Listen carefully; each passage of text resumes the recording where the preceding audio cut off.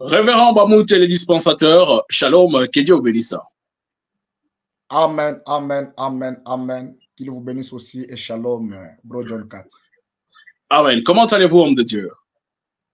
Non, nous nous portons bien par la grâce de Dieu. Merci beaucoup d'avoir accepté notre invitation. Nous rappelons que vous êtes responsable du ministère Amoya International, actuellement basé en Afrique du Sud. Parlez-nous justement de ces ministères. C'est quoi Amoya Ministries? Amoya Ministries, c'est le nom qui porte notre église. Vous savez, le mot Amoya, c'était un nom africain. Quand Frère Branham était venu ici en Afrique du Sud, lors qu'il avait tenu une campagne à Durban, il avait croisé un jeune homme qui portait une idole. Alors, il lui a posé la question, tu es chrétien? Il dit, je suis chrétien. Alors, Frère Branham a dit, si tu es chrétien, pourquoi tu transportes cette idole? L'enfant dit, si Amoya, l'esprit, le Dieu invisible, échoue, cette idole n'échouera pas. Autrement dit, l'enfant avait seulement mal compris parce que Amoya ne peut pas échouer. Donc, le mot Amoya veut dire une force invisible. C'est l'esprit. C'est là que Dieu nous a C'est cette force invisible qui, justement, influence votre ministère, ou bien vous avez une autre force extérieure? Non, certainement, c'est comme je disais quelque part, Frère Branham qui priait, oh, toi, le grand Amoya, assiste-nous. Donc, Frère Branham comptait sur Amoya, de même, Bamout le dispensateur, il compte sur Amoya. C'est une force invisible, comme le vent, que vous ne pouvez pas voir, vous pouvez sentir les effets. Merci beaucoup, homme de Dieu. Nous avons découvert sur les réseaux sociaux plusieurs de vos extraits vidéo dans lesquels vous êtes en train d'opérer ces services et des discernements. Nous rappelons que Dieu vous a appelé justement à faire ce travail parce que dans plusieurs émissions, nous avons pu parler de ce qui vous concerne. Dites-nous un peu aujourd'hui comment ces ministères, ces dons de prophétie évoluent avec vous là où vous êtes en Afrique du Sud. Oui, Frère John Cat, je voudrais d'abord souligner quelque chose. Vous savez, je suis un prophète et quand je parle d'un prophète, je ne suis pas un prophète majeur, je suis un prophète mineur. Parce que même dans la Bible, il y a eu des apôtres, il y a eu des apôtres, il y a eu des apôtres plutôt, il y a eu des évangélistes, il y a eu aussi des prophètes. Là où Frère Branham parle même d'Akabis, qui était un prophète. Alors en soi, Dieu m'a appelé à ce ministère prophétique. Des fois, il y a ceux-là qui ne me comprennent pas bien. Oh, vous voyez, mais ils oublient que parmi les 5 ministères, il y a aussi le ministère des prophètes, des Éphésiens 4. C'est à cela que moi, Bamout, je suis appelé. Alors, par la grâce de Dieu, dans ma vie, j'ai eu le temps de chercher Dieu et j'ai eu le temps de croiser ces dieux-là. Alors, tout ce que les gens sont en train de voir aujourd'hui, c'est le résultat du fait que je suis quelqu'un qui reste très longtemps dans la présence de Dieu et Dieu est censé se manifester. Mais beaucoup de gens, jusqu'à ce jour, ne comprennent pas toujours ce que vous faites. Les discernements que vous opérez en tant qu'Éphésiens 4 et les discernements que Frère Branham opérait. Dites-nous, c'est quoi la différence, si vous pouvez les rappeler ainsi, parce que beaucoup ne les comprennent pas jusqu'à ce jour. Ils disent que vous vous comparez à ces grands prophètes majeurs, qui est le saint prophète William Marion Branham. Dites-nous, est-ce que ce que vous faites avec ce que William Branham faisait, c'est la même chose ou bien c'est différent? C'est très différent. Pourtant, la manière d'opérer est la même. Moi, je ne peux pas tourner le dos. Voyez d'abord ça. Le discernement qu'avait Frère Branham, c'était le discernement de pensée de cœur. Ce n'est pas ce que moi je fais. Le discernement que moi je fais, c'est celui de 1 Corinthiens chapitre 12. Voilà ce que moi je fais. Mais ce que non, mais c'est apparemment dans... s'il vous plaît, révérend, mais dans la faisabilité, nous trouvons que c'est la même chose. Tournez les dos ou pas, mais vous savez lire des choses cachées dans des vies des gens. C'est la même chose. C'est ce que Jésus avait fait avec la femme samaritaine. Il lui avait dit que j'ai vu que tu avais 6 maris et tout ça là. Il lui a parlé des choses qui se sont faites dans sa vie. Justement, c'est ce que Frère Branham aussi a fait avec les gens de son vivant. Mais aujourd'hui, nous vous voyons, regardez, quelqu'un lui dit que non, voilà, Dieu m'a dit ça, tu étais dans telle année, tu étais dans telle ville, tu as fait ça, le problème que tu as aujourd'hui, la source, c'est tel problème, c'est ça.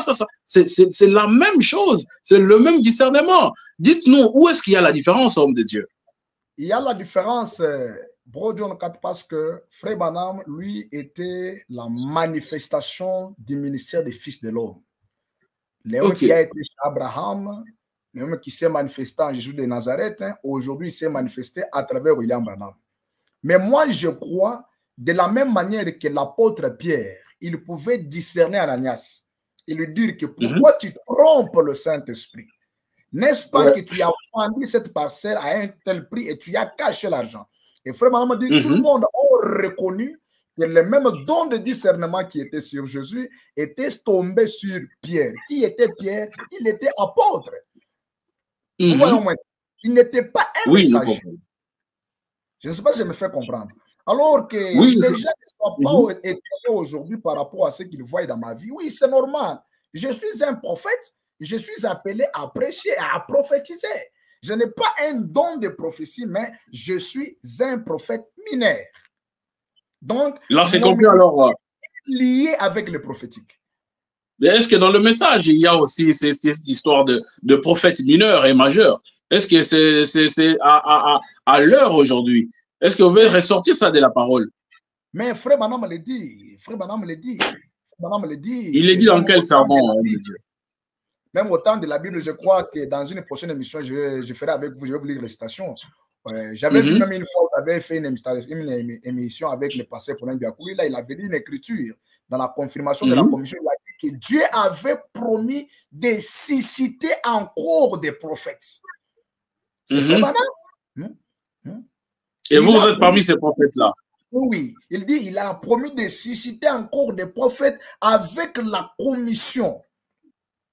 Vous voyez? Alors que les gens ne soient pas épatés de voir ce qui se fait dans ma vie aujourd'hui.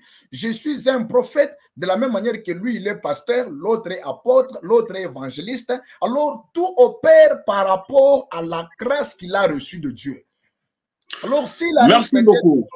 Oh oui. Merci beaucoup, révérend. Alors, puisque vous êtes prophète, nous profitons pour vous poser cette question, c'est de savoir si aujourd'hui, Dieu vous donne les orientations qui semblent être contraires à ce qu'il a déjà prescrit dans sa parole. Par exemple, il vous dit que quand vous allez à l'église, vous devez amener l'offrande. Mais Dieu vous parle, vous en tant que prophète, il vous dit que non, désormais, vous ne pouvez pas donner l'offrande. Quelque chose comme une orientation, comme une conduite de l'esprit. Vous allez obéir à ce que Dieu a déjà parlé au travers de son prophète, ou bien vous allez exécuter ce que Dieu vous donne comme recommandation. La seule manière d'attester que l'orientation que je reçus vient de Dieu, je dois ramener ça à la parole, au message de l'air. Ok, très important. Hein? Si ça ne se marie pas, c'est une fausse révélation. Parce que c'est comme le frère Péricrine, je ne sais pas c'est qui le disait, que je ne suis pas venu ici pour vous apporter une nouvelle révélation, mais je suis venu souligner ce qui a été donné. C'est-à-dire, même si Dieu m'utilise comment, tout ce que Dieu me dira, je dois ramener ça à la parole. Si ça ne se conforme pas à la parole, ce n'est pas Dieu qui a parlé, c'est le diable. Mais révérend, Pierre n'a pas fait ce que vous dites. Pierre, dans la Bible, Jésus leur avait dit de baptiser au nom du Père, Fils et Saint-Esprit. Mais Pierre, quand il a reçu la révélation, il a compris que le Père, Fils et Saint-Esprit, il fallait baptiser au nom du Seigneur Jésus-Christ. Pierre était-il en dehors de la volonté de Dieu ou bien il a fait exactement ce que la parole disait? Non, Pierre n'était pas en dehors de la volonté de Dieu. Pierre avait mais c'était contraire à ça que Jésus avait laissé comme recommandation. Baptiser au nom du Père, du Fils et du Saint-Esprit, ce n'était pas au pluriel, au nom, au singulier. Mais cependant, Père, ce n'est pas un nom. Fils, ce n'est pas un nom. Saint-Esprit, ce n'est pas un nom. Mais là, vous expliquez.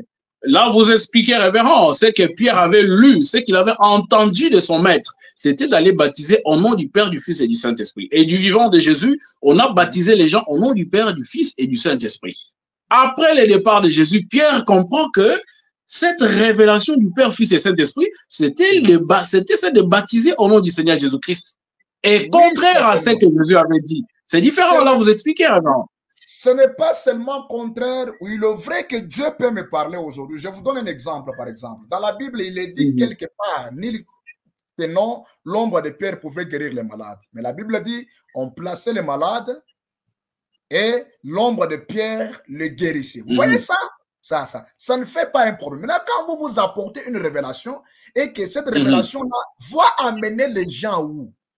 Une révélation qui séduit les enfants de Dieu, qui détache les enfants de Dieu de la parole. Là, ce n'est plus Dieu qui parle. Vous voyez? Mais aujourd'hui, il y a des choses que Dieu fait qui ne sont pas écrites noir sur blanc. Je crois aussi. Parce que la révélation avec Dieu, elle est évolutive. Tu ne comprends pas Dieu le même jour où il t'appelle. Je crois qu'il y a des choses que Dieu peut faire qui ne sont pas écrites. Mais toutefois, on doit plus ramener cela à la parole. Parce que vous savez, avec les dons, c'est un terrain très glissant.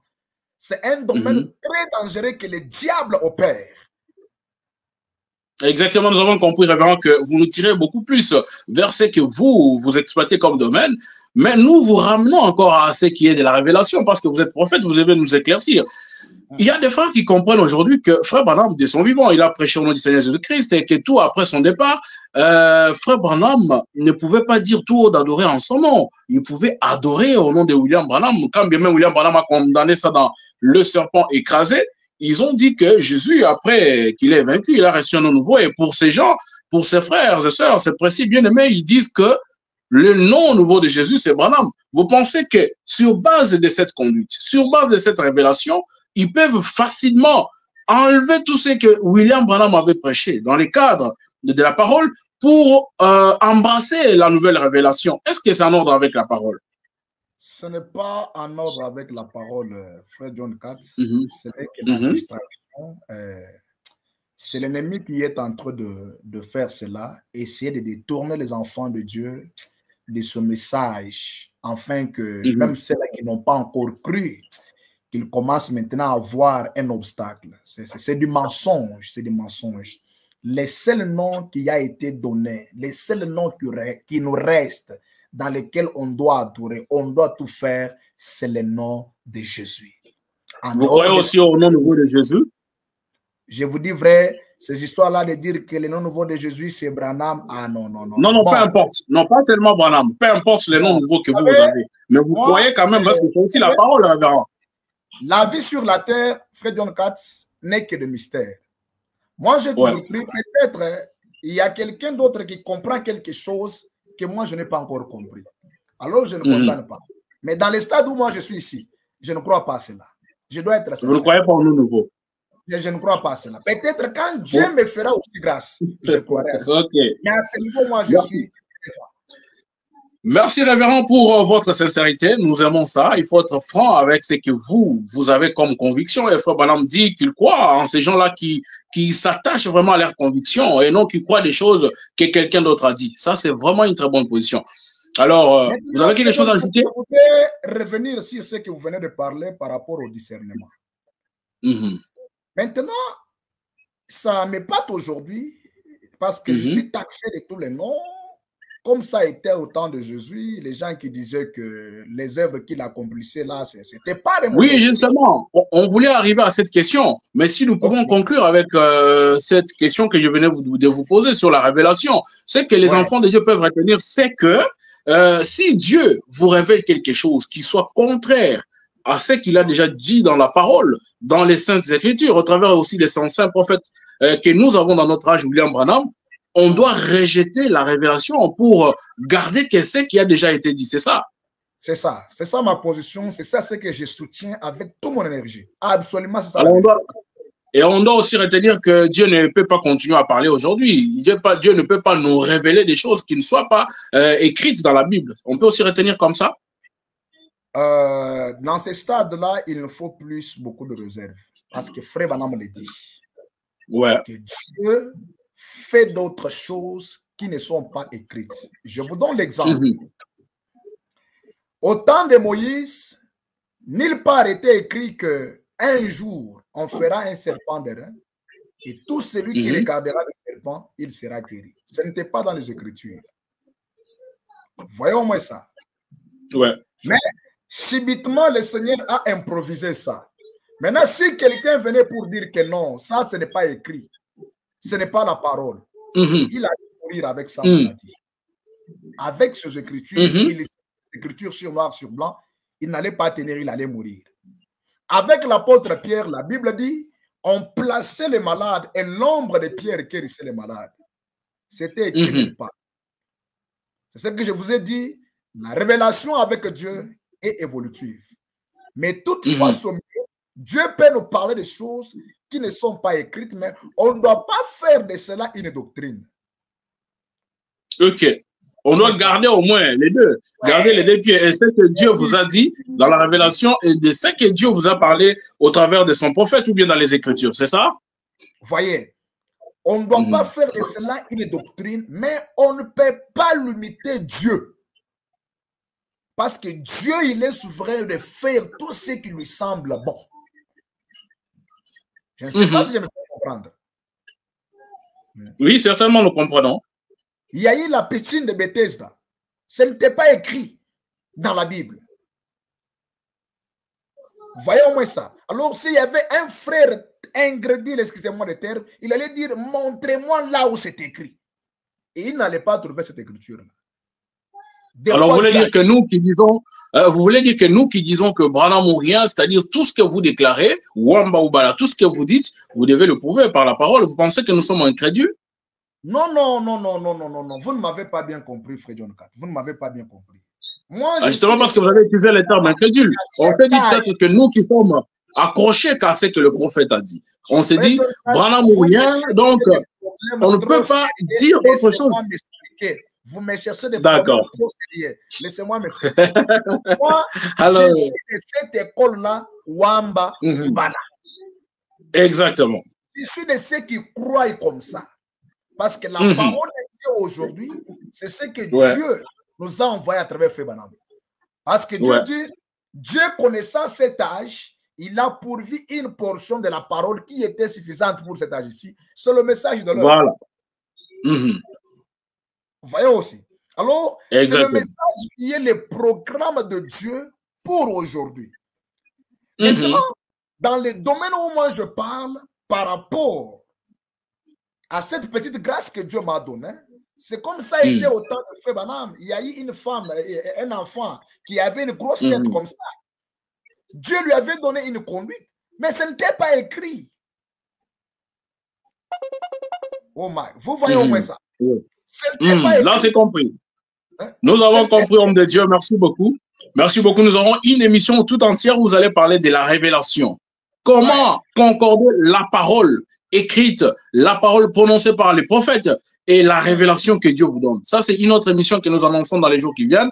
Je pense que vous aurez le temps de vous préparer avec les Écritures, avec les citations du prophète, pour que nous puissions convaincre les enfants de Dieu. Bon, nous, on ne va pas convaincre, mais c'est Dieu, le Saint-Esprit qui convainc. Mais nous allons présenter aux enfants de Dieu la parole et je pense que chacun d'eux tirera une conclusion. Alors, il y a des gens qui pensent que vous, ce que vous faites aujourd'hui, les discernements et des choses que vous parlez aux gens qui s'accomplissent instantanément, vous êtes en train d'utiliser des fétiches. Vous avez touché aux choses qui font que aujourd'hui, vous puissiez faire tout ce que vous faites là. Dans le monde du message, on n'est pas habitué à voir des choses que vous êtes en train de faire en dehors du saint prophète Branham. Alors, dites-nous, vous, qu'est-ce que vous faites aujourd'hui? Où est-ce que vous avez touché pour faire tout ce que vous faites là, homme de Dieu?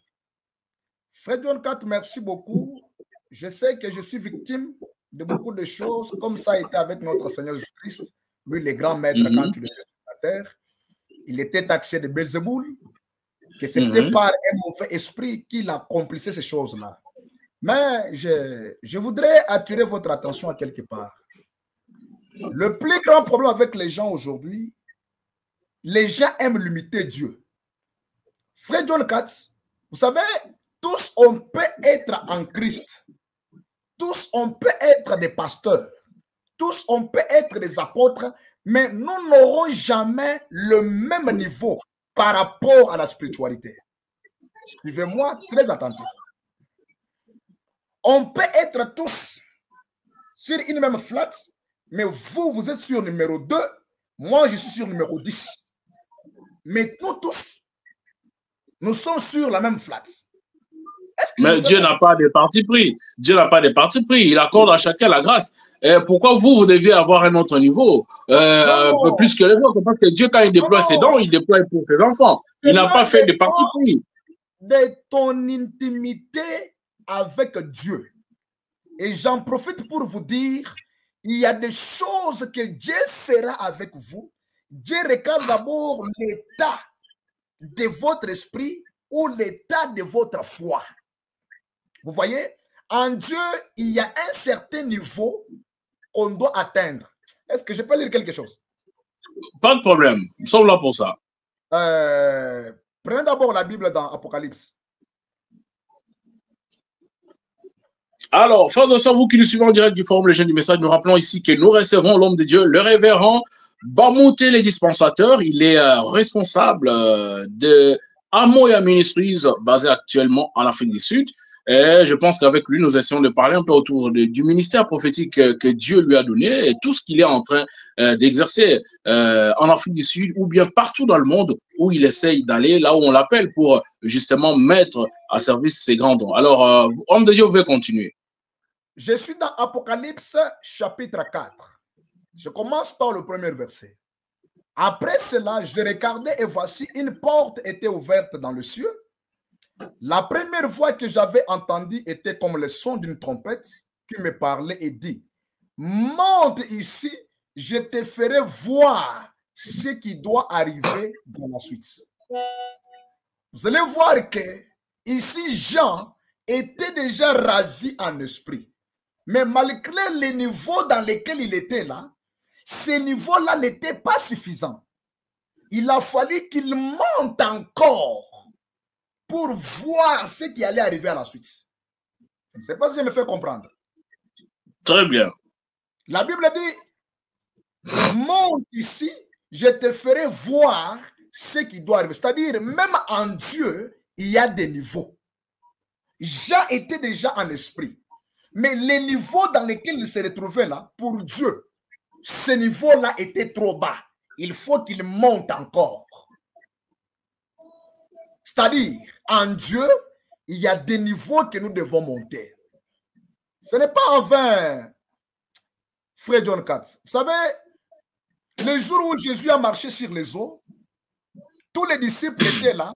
Le même disciple qui vivait avec Jésus, ils l'ont suspecté que c'était un fantôme, c'était un magicien. Le seul qui a osé, c'est l'apôtre Pierre. Il a dit, Seigneur, si c'est toi, ordonne que je marche aussi. Et Pierre a marché. J'en profite pour dire à quelqu'un, il y a des choses que Dieu fera avec toi que quand vous lui proposez. Oh my. C'est vrai ça. Mais oui, je vous dis vrai, il y a des choses que Dieu opérera avec vous.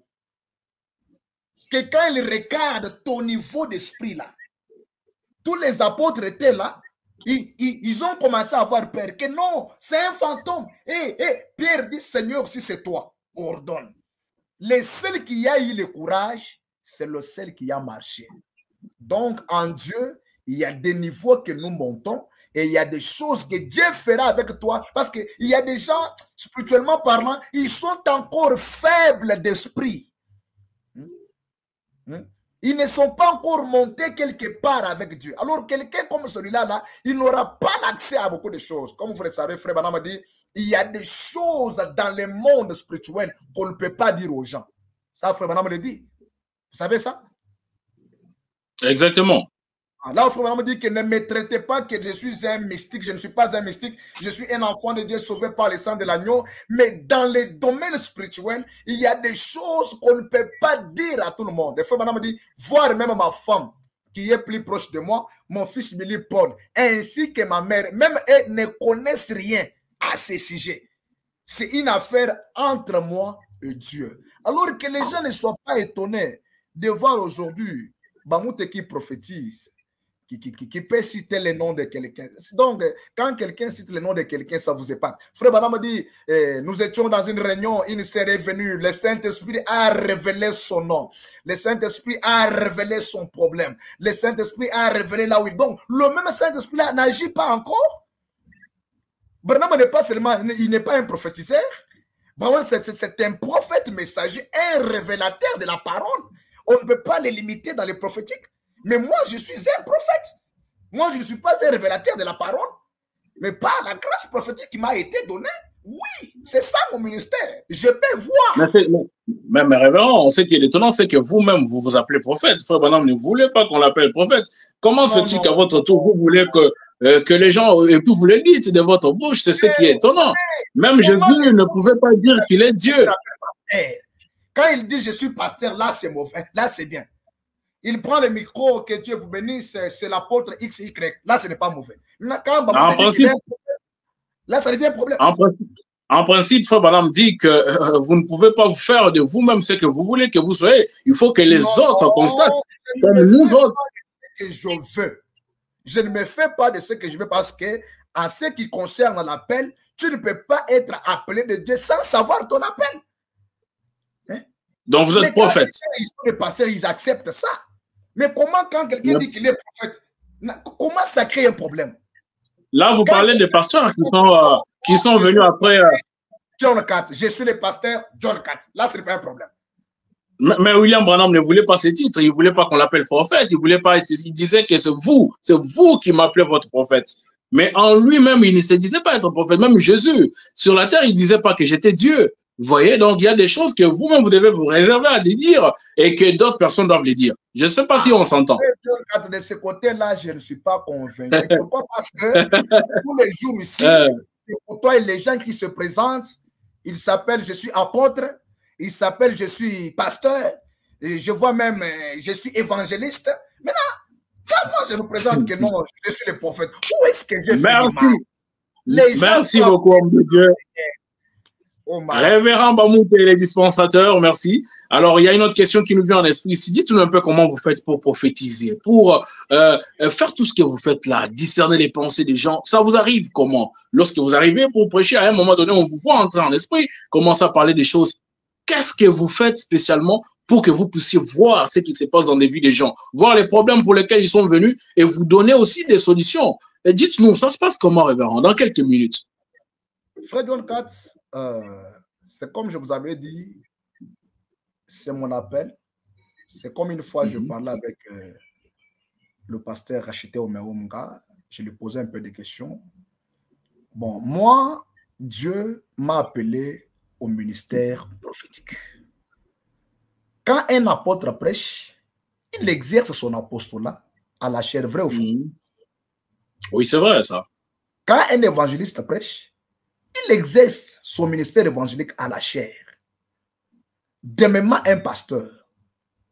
Même tous les 5 ministères. Mais moi, je suis un prophète. C'est-à-dire, étant donné que j'ai cette grâce-là, juste quand je prends le micro, bon, Dieu est censé se révéler parce que Frère m'a dit, le ministère prophétique, c'est un ministère qui révèle Dieu au milieu de son peuple. Donc, vous ne forcez rien là. Je ne force rien, bon, je ne force rien, vous ne me verrez pas sauter, oh, alléluia, quand pasteur, non, c'est quelque chose à moi. En silence, mais Dieu est en train de faire des choses, parce qu'on ne voit pas aussi agiter, un peu comme le révérend pasteur Paulin Biakouli, là, votre ami, donc les choses se font dans le calme, on ne voit pas les agitations, il suffit juste de garder un peu de silence, des secondes, vous avez tout ce qu'il y a comme les choses dans la vie des gens, c'est un peu ça. Quand vous me citez Biakouli, là, celui-là, c'est un mentor. Il le sait. Il m'a impacté en 2017. Il le connaît. À cette époque-là, moi, j'étais ici à l'église. Le pasteur nous a dit, il y a un homme qui va nous prêcher. Frère John Catt, pendant que je priais, Dieu est venu me parler. Le pasteur Biakouli le connaît ça. Dieu m'a montré Paulin Biakouli dans la vision. Dieu m'a montré même les habits qu'il avait portés. Et Dieu m'a montré que le jour où il va venir, il va prier pour toi. Voilà ce que tu auras. Et il est témoin, allez lui parler. Le lendemain, comme j'étais huissier, je me réveille. Ah, le pasteur Paulin Biakouli vient. La personne que j'avais vue dans la vision, il sait, je l'avais accueilli avec une humilité pas possible. Et ce que Dieu m'avait dit, lui aussi, quand il a commencé à prêcher, comme c'est un voyant, il m'a localisé. La chose que Dieu m'avait dit, s'est accomplie. Donc, tel que je suis ici, il y a une particularité de ce que Dieu a fait avec lui à moi. C'est vrai ça. Mais je vous dis vrai. C'est là, vous ajoutez aussi la dose de votre ancien, le révérend Barutita Kasongo, qui venait de nous quitter. Celui-là, n'en parlons même pas. Celui-là, c'est un coach. Vraiment. Nous rappelons que c'est le pasteur Baruti Kasongo, Léonard, qui vous avait imposé les mains justement pour impacter votre ministère et il vous avait justement laissé aller dans le monde pour aller prêcher la bonne nouvelle et exercer ce côté prophétique, ces dons de guérison divine et tout ça, tout ce qu'il y avait en lui. Nous le rappelons, c'était il y a quelques années. Alors, dites-nous, révérend, avec ce don que Dieu vous a donné. Vous êtes en Afrique du Sud, c'est vrai. Il est vrai que vous étiez en République démocratique du Congo.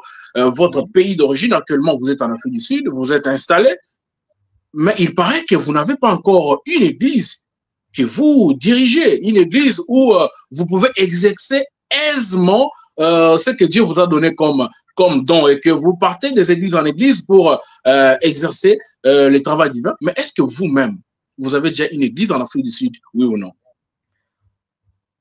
Dieu, par sa grâce, John Katz, le Seigneur a décidé de nous installer ici, à Johannesburg. Vous savez, ce n'était pas mon intention, mais Dieu m'avait parlé depuis Congo plusieurs fois que j'aurais une église ici en Afrique du Sud. Ça, je le savais. Mais pour moi, je voyais que ce n'était pas encore le moment. Alors, comme vous avez observé, bon, j'allais partout, je prêchais quand même. Vous avez vu vous-même les témoignages qui m'accompagnaient, les gens qui étaient guéris, les gens qui pleurent des fois quand on exerce les services prophétiques et tout là. Bon, c'était pour moi un désir d'aider les enfants de Dieu. Je n'envisageais pas avoir une église. Mais Dieu, par sa grâce, il m'a imposé que je puisse commencer une œuvre ici à Johannesburg. Oh, déjà vous avez une église là-bas en Afrique du Sud. On ne le savait pas là. Alors, quand et ça s'appelle comment cette église? C'est Amoya Ministries Interdénominationnel en cycle Ami Tabernacle et Emmaï Tabernacle. Okay. D'accord, on va avancer. Quand Dieu m'a parlé, bon, je me suis souvenu de ce que Dieu m'avait parlé depuis Congo, plus de 3 fois. Ici, j'ai commencé aussi à prier. Comme vous savez, bon, le pasteur Poné Biakouli, là, je le porte beaucoup dans mon cœur. C'est quelqu'un, quand j'ai aussi des problèmes, je l'appelle pour partager avec lui. Je lui ai appelé, on a parlé avec lui, il a prié.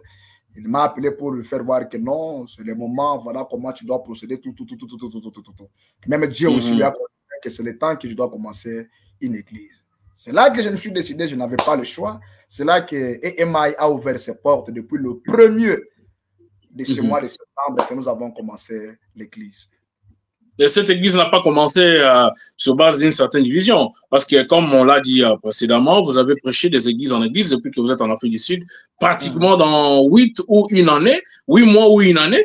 Alors, dites-nous, vous n'avez pas pu appeler les brebis des églises dont vous aviez prêché et tout ça là, pour les appeler à venir assister à vos cultes, à devenir vos fidèles. Ce n'est pas ça que vous avez fait, ou bien vous avez commencé votre église sur base des principes de la parole? Bro John Katz, je voudrais d'abord souligner quelque chose. Excusez-moi, que cela ne puisse pas blesser les gens. Je suis dans Jean chapitre 21, le verset 17. Il lui dit pour la 3e fois, Simon, fils de Jonas, m'aimes-tu? Pierre fit tristesse de ce qu'il avait dit pour la 3e fois. M'aimes-tu? Il lui répondit, Seigneur, tu sais toutes choses, tu sais que je t'aime. Jésus lui dit, paix mes brebis, paix mes brebis. Donc, il n'existe pas une brebis d'un pasteur.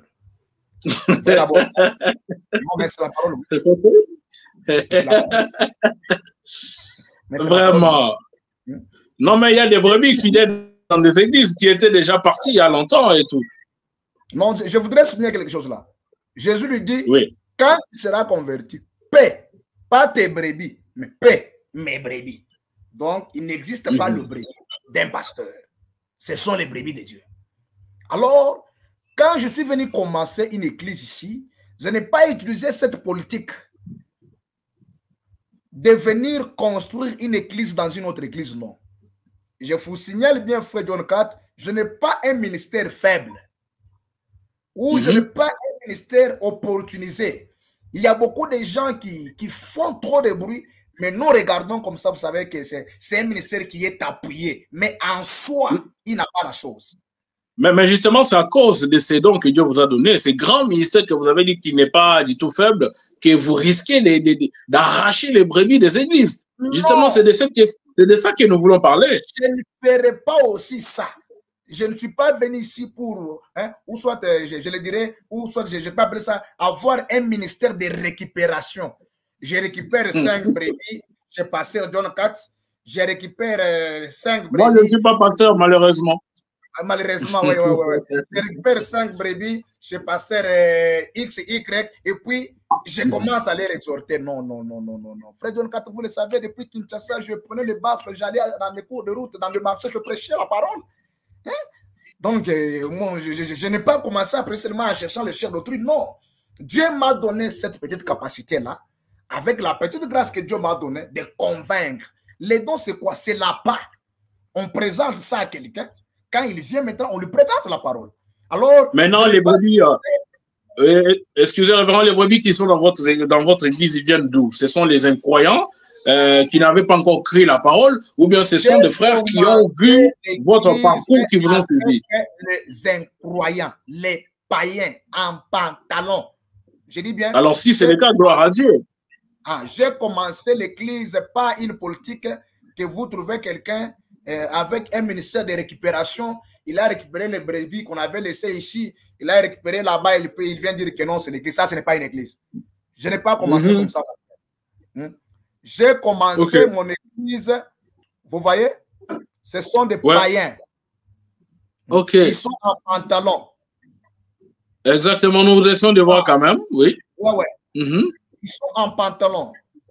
Je suis allé, je prêchais. Dieu m'a donné un appât qui attire les gens facilement. Je prêchais. C'est comme ça que ça évolue.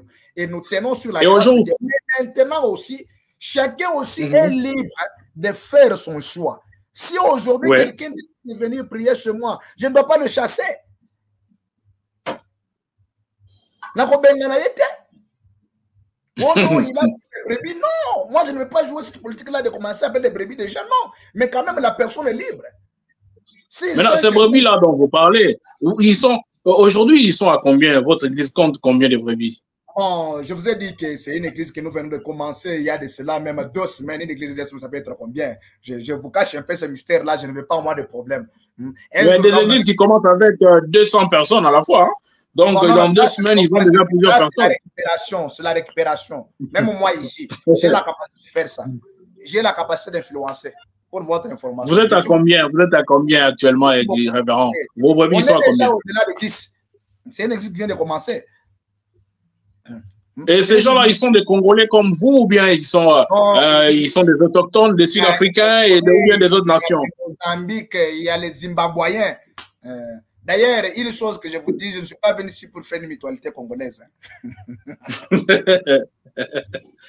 Ok, même si ces gens-là venaient, vous n'allez pas les chasser, mais seulement que, parce qu'ils sont des brebis du Seigneur, vous allez les encadrer comme tout le monde. Oui. Mais le mal est que moi, je prenne mon téléphone, je commence à appeler. Hey, X, venez chez moi.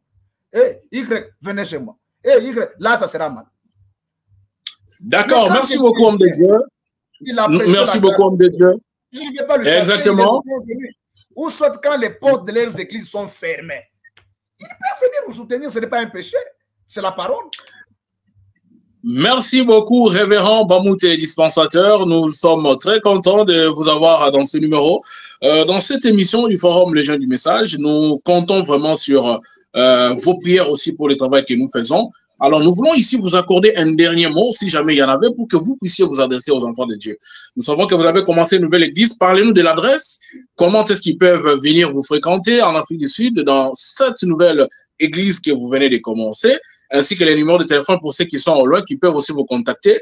Et ici, nous rappelons aussi que dans les jours qui viennent, nous allons commencer des programmes de prière parce qu'au travers de votre ministère, Dieu a fait des grandes choses que nous-mêmes, nous en sommes témoins. Nous en avons palpé des doigts. Alors, nous voulons aussi partager cette grâce avec le monde entier. Pour les enfants de Dieu qui auront des problèmes ou bien des cas difficiles, ils vont bien devoir nous envoyer des questions ou bien les requêtes un peu avant pour que nous puissions vous les envoyer afin de prier pour ça. Alors, donnez-nous d'abord le numéro de téléphone ainsi que l'adresse de l'église et nous allons terminer par là. Oui, frère John 4, comme vous venez de me demander les derniers mots, la première des choses, Je voudrais quand même attirer les enfants de Dieu sur ces points que Johannesburg, c'est le moment de leur visitation. Frère Jonathan, Dieu m'a imposé dans ce pays, c'est pour travailler et c'est pour aider les enfants de Dieu. C'est pourquoi même le nom qui porte mon église, c'est Amoya Ministries Interdénominationnel. Et vous savez, quand Frère Branham parle du mot interdénominationnel, il dit c'est comme le puits des robots. Il y a de la place pour tout le monde. Chez nous, tout le monde est le bienvenu. Alors, nos portes s'ouvrent chaque dimanche de 15h juste à 18h. Chaque mercredi, je suis là toute la journée à l'église, mais le culte normal commence à partir de 17h juste. Nous sommes sur numéro 196, Louis Botha Avenue, Orange Grove, ici à Johannesburg. Alors, je vais vous donner mon numéro de téléphone pour ceux-là qui veulent nous contacter. C'est plus 27 72 414 54 19. Plus 27 72 414 54 19. C'est un numéro qui passe uniquement sur WhatsApp. Alors, je voudrais inviter les enfants de Dieu de partout qui ont des problèmes, qui cherchent des orientations. Frère John 4, c'est comme je venais de parler avec quelqu'un tout à l'heure. Vous savez le pourquoi les gens commencent aujourd'hui à quitter l'église pour aller s'adhérer dans des loges? C'est ce que Frère Branham a dit. Le but de l'évangile a foyer chez les païens aujourd'hui. Frère Branham dit, le message qui a été donné à l'église, c'est de prouver que Jésus-Christ est le même hier, aujourd'hui et pour toujours. Il est censé accomplir le même œuvre qu'il accomplissait lorsqu'il était encore sur la terre. Et c'est les mêmes œuvres qui doivent se manifester dans l'église aujourd'hui. Et Frère Branham dit, si votre église n'enseigne pas ces choses, alors elle enseigne une fausse théologie. Vous voyez, Frère John 4, est-ce que vous me permettez de dire une citation? Alors, nous allons terminer par là. Je crois que dans les jours qui viennent, ce n'est pas la dernière émission, bien sûr. Nous aurons le temps vraiment de nous élargir dans beaucoup de choses à la fois. Ne finissez pas toute la matière aujourd'hui. On voulait juste vous accorder votre dernier mot. Vous avez donné l'adresse de l'église, le programme des cultes, ainsi que votre numéro de téléphone. Alors, je pense que c'est par ici que nous allons mettre un terme à notre émission de ce soir. Nous rappelons que nous sommes exactement le samedi 14 septembre 2024. Nous tournons cette émission en ligne. Le frère John Cat, journaliste à Kinshasa, et l'homme de Dieu, le dispensateur Bamouté, est actuellement en Afrique du Sud, précisément à Johannesburg. Et je crois que par la grâce de Dieu, nous allons tourner d'autres émissions comme ça en ligne qui permettront bien sûr aux enfants de Dieu de bénéficier de cette grâce que vous avez. Si vous avez quelque chose à placer en dernier, nous allons vous accorder juste 30 secondes. Comme ça, on va clôturer. J'avais seulement une écriture de Frère Branham. Il dit, l'alliance confirmée d'Abraham, prêché le 18 mars 61 au paragraphe 64. Frère Branham dit, les pharisiens et les prédicateurs de ces temps-là, les hommes religieux, disent que c'est par un mauvais esprit qu'il accomplissait cela. Que son évangile n'était pas vrai du fait que les gens, ils démolissaient leurs églises ainsi que leurs organisations, les traitant des races de vipères et de tout le reste. Je saute, Frère Branham dit, il était vraiment en train de le mettre en pièces. Mais pourtant, il dit, si je ne fais pas les œuvres de mon Père, ne me croyez pas. Mais si je fais les œuvres de mon Père, alors croyez aux œuvres. Et Frère Branham dit, cela est valable pour tout homme. Faire les œuvres du Père, le même œuvre que Jésus accomplissait. Le prophète dit, cela est valable pour tout homme. Et puis il se pour dire, si Dieu ne soutient pas votre ministère, Frère John 4, je ne sais pas si tu aspires au ministère ou pas, alors ces ministères-là ne viennent pas de Dieu. Ces ministères-là ne viennent pas de Dieu. C'est Branham Uriel de cette école. Merci beaucoup, révérend. Alors, frères et sœurs, vous qui nous avez suivis en direct, nous vous disons merci pour l'attention soutenue au cours de cette émission. Nous vous donnons rendez-vous prochainement dans le cadre des émissions du Forum Les Jeunes du Message. Je rappelle à la présentation, c'était votre frère John Katz qui recevait notre invité, le révérend Bamou, télédispensateur, berger d'Amoya Ministries, actuellement basé en Afrique du Sud, plus précisément à Johannesburg. Nous vous donnons rendez-vous prochainement dans le cadre de nos émissions. Que le Seigneur vous bénisse et à la prochaine. Bye.